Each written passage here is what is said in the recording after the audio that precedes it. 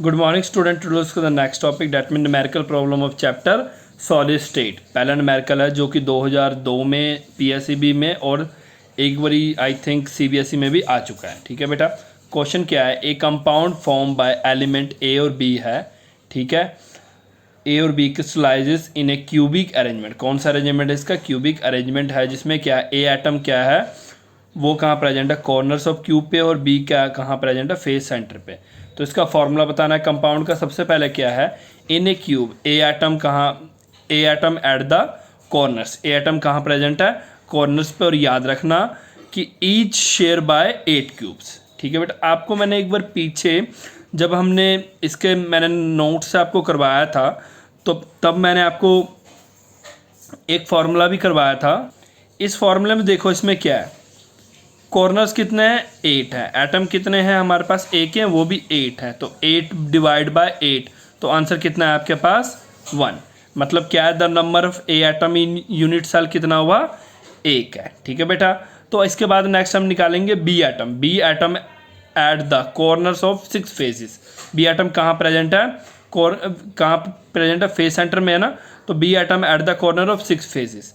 ठीक है, और याद रखना मैंने आपको देखो यहाँ पे 8 से डिवाइड इसलिए किया है क्योंकि 8 कॉर्नर्स होते हैं। उसी तरह बेटा क्या है कि सेंटर ऑफ 6, याद रखना आप अपनी बुक का ही फेस देख लो। अगर आप अपनी बुक को भी देखोगे तो ध्यान, ये सब चीज़ें मैंने वहाँ बताया हुआ। तो अब यहाँ पे वीडियो में इन सब चीज़ को बार बार डेमोस्ट्रेट करना मेरे लिए थोड़ा टफ रहेगा। तो अगर आप बुक की फेसेस देखोगे तो एक आगे से, 2 3, एक इधर से 3 4, एक ऊपर से और एक नीचे से। ठीक है बेटा, टोटल हो गया 6। ठीक है, और ये जो 6 फेसेस है वो कितने, and each face is share by 2 cubes, और सभी फेसेस कितने क्यूब से शेयर है? 2 से। इसलिए हम क्या करेंगे, 6 डिवाइड बाय 2। तो आपके पास आंसर कितना आ गया? 3। तो अब आपके पास फार्मूला क्या हो गया, ए कितना है? 1 है, और बी कितना है? 3 है। तो आपका फार्मूला क्या बन जाएगा? A1 B3।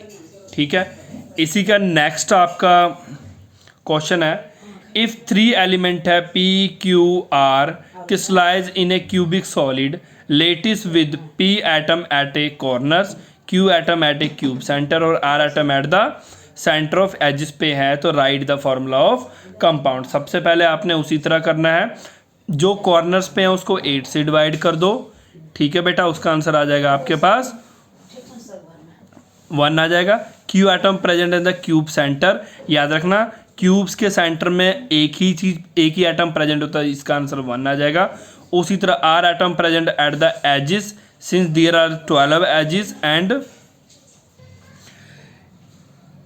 इसके बेटा कितने एजिस है? 12 एजिस है। और इसमें जो एटम है, and the atom of each edges is share by 4 other atoms. ठीक है बेटा, जब भी आप क्यूब के एजिस को देखोगे तो आप ध्यान से, एक अगर आप क्यूब बना सकते हो तो बनाना, एंड उसके एजिस काउंट करना। आपको देखना वो कितने दिखेंगे?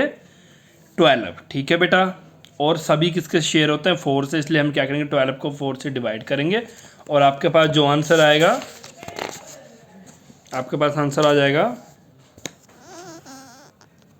3।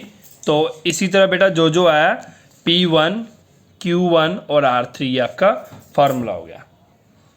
नेक्स्ट क्वेश्चन है, sodium crystallize in a BCC unit cell, calculate करना है approximate number of unit cell in 9.2 gram of sodium, और एटॉमिक नंबर ऑफ सोडियम कितना है? 23.8 होता है, इन्होंने 23 ही माना है। सबसे पहले बेटा क्या करना है, 1 मोल ऑफ सोडियम निकालना है आपने। याद रखना 1 मोल ऑफ सोडियम बराबर होता है उसके एवोगाड्रो नंबर के बराबर होता है। तो 1 मोल ऑफ अपने, अगर 1 मोल ऑफ सोडियम एवोगाड्रो के बराबर होता है तो हमने कितना निकाला? 9.2 ग्राम ऑफ सोडियम। तो आपने क्या करना है, एवोगाड्रो नंबर को उसके मास से डिवाइड करो, और जितना निकालना है उससे मल्टीप्लाई करो, और आपके पास कितना आ गया? 9.2 ग्राम ऑफ सोडियम बराबर हो गया इसके। ठीक है बेटा, क्योंकि इन्होंने BCC unit cell contain 2 atom. याद रखना BCC यूनिट सेल में कितने एटम होते हैं? 2। ठीक है, नंबर ऑफ यूनिट सेल, और याद रखना जो आपके पास आंसर आया है, मतलब कि एक में इतना होता है तो 9.2 में इतना होता है, और जो आंसर आया उसको आपने ABCC यूनिट में कितने एटम होते हैं 2, उससे डिवाइड कर दो और वो आपका आंसर आ गया। इसी टाइप का क्वेश्चन पिछली बार सैम्पल पेपर में भी आया था और ये 2011 के सैम्पल पेपर में CBSE में भी आया हुआ है। ठीक है, इसका नेक्स्ट है गोल्ड एटॉमिक रेडियस उसका कितना है 0.144 नैनोमीटर है, crystallize in face centre unit cell में। तो इसमें इसने क्या निकालने बोला, what are the length of the side of cell निकालने बोला। सबसे पहले याद रखना for a face centre unit cell radius of atom किसके बराबर होता है, ये मैंने फॉर्मूलेस कराया था A/2 3A/2 ऐसे, याद है आपको, पीछे मैंने फॉर्मूलेस कराए थे। ये देखो इस टाइप के मैंने आपको फॉर्मूले कराए थे ना, BCC के लिए, FCC के लिए और सिंपल क्यूबिक के लिए कराए थे ना। तो यही हमने आगे यूज़ करना है। अगर आपको नहीं आता पहले जाके यहाँ पे नोट्स खोल के इसको लर्न कर लेना, क्योंकि आगे इन्होंने यूज़ होना है न्यूमेरिकल्स में।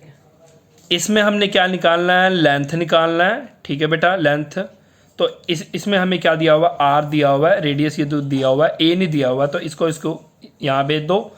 A निकालना है ना, तो यहाँ पे R की वैल्यू पुट करो, मल्टीप्लाई करो, आपके पास आंसर आ गया। क्लियर है। देखो हो सकता है कुछ न्यूमेरिकल आपको ना क्लियर हो रहा हो, उसके पीछे रीज़न यही होगा कि आपने पीछे से फॉर्मूलेस नहीं किए होंगे, क्योंकि अब मेरे पास इतना, चलो टाइम की बात नहीं है, अब अगर मैं हर चीज़ को दोबारा शुरू से समझाने लग पड़ा तो काफ़ी ज़्यादा टाइम कंज्यूम होगा। तो बेटा न्यूमेरिकल्स तो मैं आपको समझा दूंगा, कैलकुलेशन भी मैं समझा दूंगा, बट अब कहीं मैं 8 को 8 से डिवाइड क्यों कर रहा हूँ, कहीं 12 क्यों कर रहा हूँ, 12 को 4 से क्या कर रहा हूँ, इन सब चीज़ों के लिए आपको एक बार पीछे जाके चैप्टर ज़रूर पढ़ना पड़ेगा, बिकॉज मैं बार बार हर चीज़ों को बार बार रिपीट नहीं कर सकता हूँ, बिकॉज ये काफ़ी ज़्यादा टाइम कंज्यूमिंग होगा। नेक्स्ट न्यूमेरिकल है the radius of sodium ion कितना 95 पिकोमीटर है, क्लोराइड आयन कितना 181 पिकोमीटर है। प्रिडिक्ट करो whether the coordination number of sodium ion is 6 और 4। इसका कोऑर्डिनेशन नंबर 6 है या 4। ठीक है बेटा, ऐसे क्वेश्चंस 1 नंबर में भी आ सकते हैं। ठीक है, तो जो रेडियस दिया आप पुट कर दो और आपको याद होगा इसको करने के सिंपल सा रेडियस रेशियो कभी भी निकालते थे तो हम क्या करते थे, R positive upon R negative divide कर देते थे, जो आंसर आता था वो आपका आंसर आ जाता था। और आपको ऑलवेज याद होगा मैंने आपको रेडियस रेशियो भी नोट्स में याद बताया था कि बेटा ऑक्टाहेड्रल होल्स के, अब देखो ये रेडियस आपका आ गया ना 0.524, तो आपको रेंज याद होना चाहिए, ऑक्टाहेड्रल टेट्राहेड्रल याद आया, मैंने रेंज बताया था। तो ये देखो ये वाला रेडियस जो है ये 0.414 से 0.732 के बीच में लाई कर रहा है, यानी कि ये क्या है, sodium ions prefer to occupy octahedral holes, क्योंकि ये ऑक्टाहेड्रल होल्स वाले रेडियस रेशियो के रेंज में लाई कर रहा है, यानी और ऑक्टाहेड्रल्स का कोऑर्डिनेशन नंबर ऑलवेज 6 होता है, तो ये इसका आंसर क्या आएगा 6। तो ये रेंजेस भी आपको आने चाहिए, तभी मैंने बोला था न्यूमेरिकल तभी होंगे जब आपको पीछे वाली चीज़ें क्लियर होगा। नेक्स्ट क्वेश्चन है ए solid is made of 2 element P और Q से बना है, atom Q R CCP arrangement है और P का क्या है, P occupy at the tetrahedral sides या वॉइड, दोनों में से कुछ कोई भी वर्ड आ सकता है। तो फार्मूला ऑफ कंपाउंड इन्होंने पूछा है। ऐसे क्वेश्चन बेटा पहले भी मैंने एक बार करा चुका हूँ, और याद रखना ये क्वेश्चन पूछा जाता है, इंपॉर्टेंट है ये क्वेश्चन। इस टाइप के क्वेश्चन थोड़ा मोल्ड करके पूछ लेते हैं। Atom Q adopt CCC arrangement and there are 2 tetrahedral sides per Q atom. And next line क्या, since all the tetrahedral sides are occupied by P atom, ये सभी क्वेश्चन में दिया हुआ है, इसका मतलब क्या है, there are 2 P atoms of each Q atom। इसका मतलब क्या है, ये ध्यान से देखो, ये 2p atom of each Q atom क्यों बोला है, ये क्या बोल रहा है, एटम Q अडोप्ट, क्योंकि एटम Q CCP अरेंजमेंट में इस करके क्या है कि देयर आर 2 टेट्राहेड्रल साइड पर Q एटम, इस करके इसमें 2 टेट्राहेड्रल साइड पर एटम है। अब ये चीज़ एक्सप्लेन में मैं यहाँ नहीं समझा पाऊंगा, बिकॉज ये चीज़ मैंने आपको वीडियो में समझाया हुआ है। टेट्राहेड्रल ऑक्टाहेड्रल वॉइड्स के रिलेटेड मैंने अलग ही आपको एक एनिमेशन वीडियो भी सेंड किया था एंड आपको क्लास में भी कराया था मैंने। ठीक है, तो उसमें मैंने बताया हुआ था कि 2 टेट्राहेड्रल साइड पर एटम होता है, ये चीज़ मैंने वहाँ बताया हुआ है। Since all the tetrahedral sides occupy by P atom, तो इसका मतलब अगर क्योंकि 2 टेट्राहेड्रल पर साइड होता है, इस करके 2p atom of each Q atom होता है। इसका मतलब P का 2 होंगे, Q का 1 होगा, ये इसका आंसर हुआ। और ये बेटा आपका एनसीईआरटी वाला है, ये क्या बोलता है, atom of element B form SCP. ठीक है बेटा, एटम ऑफ एलिमेंट बी जो है वो क्या बना रहा है, SCP lattice, and those of element A occupy. अब ये टेट्राहेड्रल, ये बॉयड्स वाले क्वेश्चन है, ठीक है। तो एंड दोस ऑफ एलिमेंट ए जो है वो ऑक्युपाई कर रहा है 2/3 ऑफ द टेट्राहेड्रल बॉयड्स, मतलब 2/3 ऑफ द टेट्राहेड्रल बॉयड्स में 2/3 पोजीशन वो ऑक्युपाई कर रहा है। What is the formula of compound form by this element A और बी। ठीक है बेटा, सबसे पहले क्या है, atom B adopt SCP arrangement. इस करके मुझे पता है कि 2 टेट्राहेड्रल साइड पर एटम होता है क्योंकि ये 2/3 ऑफ द टेट्राहेड्रल साइड ले रहा है। ठीक है बेटा, क्योंकि 2 टेट्राहेड्रल पर एटम होता है और ये कितना ले रहा है, 2/3 ऑफ द टेट्राहेड्रल बॉयड ले रहा है, are occupied by the atom of element A. इसका मतलब क्या आएगा, 2 × 2/3। ठीक है, तो इसका आंसर क्या आ जाएगा, 4/3, यानी कि ए की वैल्यू हमारी ए होगा 4/3 और जो बी होगा वो 1 में होगा। ठीक है, जब इसको आप सॉल्व करोगे, क्योंकि ये किस में, रेशो में है, जब इस रेशो को आप सॉल्व करोगे तो क्या होगा, A4 और B3। या तो आप इसको ऐसे भी लिख सकते हो, पेपर में छोड़ सकते हो, या तो आगे ऐसे भी कर सकते हो। ठीक है बेटा, क्लियर है यहाँ तक। और इस टाइप के क्वेश्चन ही थोड़ा थोड़ा मोल्ड करके एग्जाम में आ जाते हैं। ये वाले क्वेश्चन बेटा काफ़ी इंपॉर्टेंस है, इस टाइप के क्वेश्चन ही थोड़ा मोल्ड करके आपको फाइनल पेपर में देखने को मिल जाएगा। नेक्स्ट न्यूमेरिकल है जो पंजाब बोर्ड में 2006 में आ चुका है, और इसी टाइप के न्यूमेरिकल आपको सीबीएसई में भी सैम्पल पेपर में पिछले साल देखने को मिला था, और एक बार ये पेपर में भी आ चुका है। तो ये इंपॉर्टेंट न्यूमेरिकल है, ऐसा ये याद रखना, अगर ये पंजाब बोर्ड में आ रहे हैं तो ये सीबीएसई में भी आते हैं, और सीबीएसई में न्यूमेरिकल पंजाब बोर्ड में भी आते हैं। ठीक है, तो इसके लिए बेस्ट आपको न्यूमेरिकल्स पिछले साल के पैटर्न देखने, तो आप सैम्पल पेपर जब आपके पास आ जाएंगे वहाँ से भी आपको देख के पता लग जाएगा। और डेंसिटी वाले न्यूमेरिकल बेटा इंपॉर्टेंट, ये भी इंपॉर्टेंट होते हैं। ठीक है, तो क्या बोलता है कि एन एलिमेंट की बीसीसी ज्योमेट्री है जिसका एटॉमिक मास 50 U है, U का मतलब एटॉमिक मास यूनिट है, कैलकुलेट करना डेंसिटी ऑफ यूनिट सेल, और इसका एज लेंथ कितना 290 पिकोमीटर है। एटॉमिक मास दिया हुआ है, एज लेंथ दिया हुआ है। और याद रखना ऐसे न्यूमेरिकल काफ़ी ईजी होते हैं, बस आपको क्या पता होना चाहिए, फॉर्मूला। ठीक है, सबसे पहले इन्होंने क्या हो गया, एज लेंथ पिकोमीटर में दिया है ना, उसको सेंटीमीटर में कन्वर्ट कर लो, बिकॉज ये जब हम इसको सॉल्व करेंगे तो ये सेंटीमीटर में ही हमें चाहिए, मीटर या सेंटीमीटर में ही चाहिए होता है, पिकोमीटर में नहीं। तो याद रखना, इसको जब आप कन्वर्ट करोगे 10⁻⁻10 से, जब पिकोमीटर इक्वल होता है 10⁻⁻10 सेंटीमीटर के इक्वल, तो 1 पिकोमीटर इक्वल टू 10⁻⁻10 सेंटीमीटर होता है। तो पिकोमीटर हटाने के लिए ये आपने लगा दिया, या ठीक है, ये आपके पास आ गया। दूसरी बात क्या है, number of atom in unit cell Z equal to 2 है। अब देखो number of atom in unit cell कितना होता है, मतलब बीसीसी ज्योमेट्री में नंबर ऑफ एटम होता है बेटा 2 होता है, इसलिए अब देखो जितना यूनिट सेल में एटम होते हैं वो उतना ही क्या होगा, जेड की वैल्यू होगा। ठीक है, क्योंकि number of atom unit cell 2 होता है, जेड की इक्वल वैल्यू आ गई 2। ठीक है, अब देखो एम क्या है, मास है, मास क्या है 50 U मतलब एटॉमिक मास यूनिट है, इसलिए यहाँ पे हमने उसका 50 ग्राम मोल इनवर्स हो गया। अब ठीक है बेटा, डेंसिटी का डायरेक्ट ही फॉर्मूला होता है Z/M/A³ मल्टीप्लाई एन नोट मतलब एवोगैड्रो नंबर, जो दिया है सारा पुट कर दो, आपका आंसर आ गया। नेक्स्ट न्यूमेरिकल है 2007 में सैम्पल पेपर में आ चुका है, an element E crystallises in a body centre cubic structure. ठीक है बेटा, ई एलिमेंट है, क्रिस्टलाइज है किसमें, बॉडी सेंटर क्यूब स्ट्रक्चर में। इफ़ द एज लेंथ, अगर इसका एज लेंथ ऑफ सेल दिया हुआ है 1.469 10⁻⁻10 मीटर दिया हुआ है, इसमें बेटा आपको डेंसिटी इन्होंने पहले ही दे दिया है, ए दे दिया है, रो दे दिया है, यानी डेंसिटी की वैल्यू दे दिया, कैलकुलेट करना है मास ऑफ एलिमेंट, तो बेटा बस वही डेंसिटी वाला फॉर्मूला लगाओ। इस बार आपने एम निकालना है, ए दिया हुआ है आपको और डेंसिटी दिया हुआ है, जो दिया लिख लो।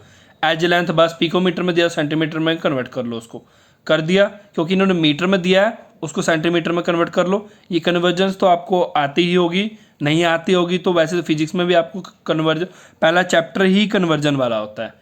ठीक है, फिर भी नहीं पता होगा तो किसी से मेरे से पूछना लेक्चर में। ओके, तो हमने करना सेंटीमीटर में, ये आपको दिया हुआ है, डेंसिटी आपको दिया हुआ है ऊपर से, और बॉडी सेंटर में कितने एटम होते हैं, 2, पीछे बताया हुआ था मैंने, इसमें बता रहा हूँ।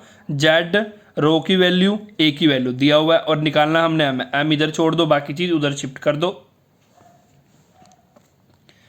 ठीक है बेटा, ये देखो एम इधर ही छोड़ दिया, बाकी चीज़ उधर शिफ्ट कर दिया और उसमें सब में वैल्यू पुट कर दिया। और वैल्यू पुट करने के बाद आपको इसे सॉल्व करोगे।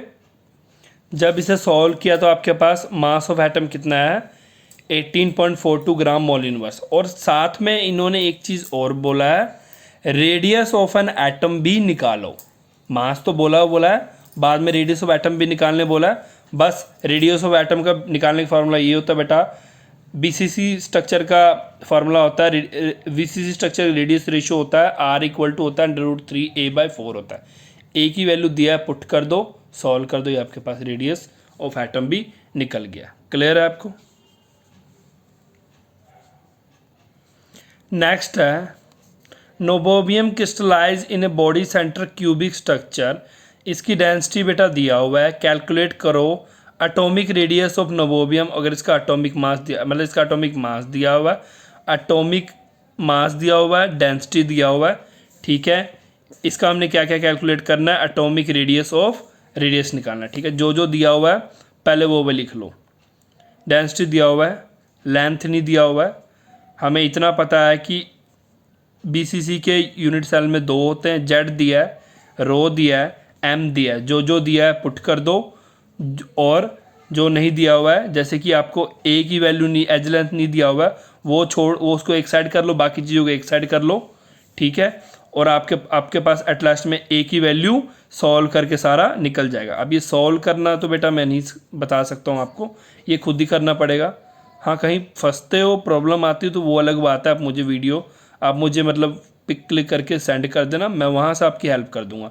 बट सॉल्व करना मैंने क्लास में भी बताया हुआ है, जो बच्चे आ रहे थे स्कूल उनको। और जिनको नहीं पता है कैसे सॉल्व करते हैं, या जिनको कोई प्रॉब्लम में कैलकुलेशन में प्रॉब्लम्स आ रही हैं, वो मुझे पर्सनली मैसेज करके पूछ लेना। ठीक है बेटा, ये आ गया आपका ए की वैल्यू। अब बस क्योंकि हमें रेडियस रेशियो निकालने के लिए ए की ज़रूरत होती है, बस हमने क्या रेडिएशन बीसीसी सेंटर निकालना है, तो वो आपको पता है √3a/4 होता है। ए की वैल्यू पुट करो, आपके पास आंसर आ गया। क्लियर है यहाँ तक? ओके बेटा, इतने टाइप के ही न्यूमेरिकल थे आपके इस चैप्टर में। ठीक है, तो बाकी आप बेटा ट्राई कर लेना। तो हो सकता है, क्योंकि इस चैप्टर में जैसे कि एन टाइप, पी टाइप वाले न्यूमेरिकल भी हैं, बट बिकॉज ये आपके इस साल सिलेबस में नहीं है, तो ये न्यूमेरिकल नहीं आएगा आपको पेपर में, बिकॉज ये सिलेबस में नहीं है। ठीक है, फिर भी अगर किसी न्यूमेरिकल में आपको प्रॉब्लम दिखता है तो बेटा मुझे मैसेज कर लेना, मैं आपको उसके रिगार्डिंग बता दूंगा। ठीक है बेटा, थैंक यू फॉर टुडे।